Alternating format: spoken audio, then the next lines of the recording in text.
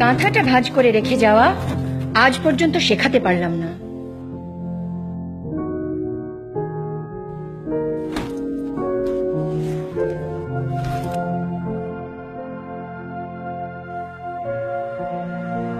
তুমি এমন করো কেন মা?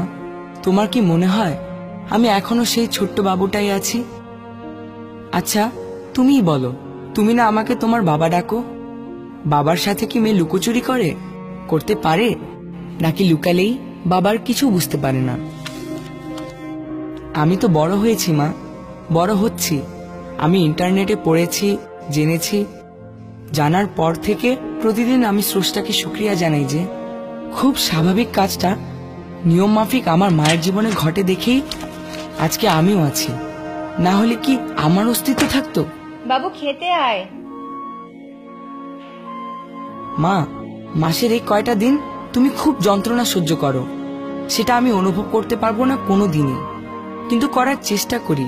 কি হয় যদি নিজেকে একটু স্বস্তি দাও, অন্তত ওই সময়টায় হোক না একটু কাজের অসুবিধা, একটু এলোমেলো, একটু অনিয়ম। তোমার জ্বর, কাশি, মাথা ব্যথা হলে আমি দৌড়ে ওষুধ এনে দেই।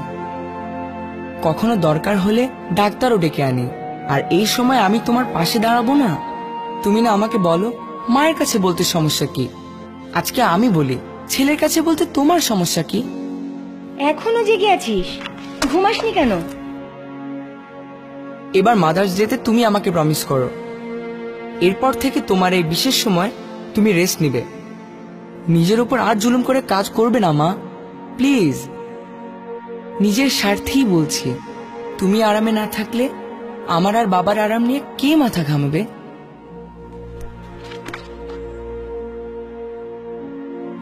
নিজের বিছানা নিজে তুলতে পারে না আমার ছেলেটা, সে কবে এত বড় হয়ে গেল?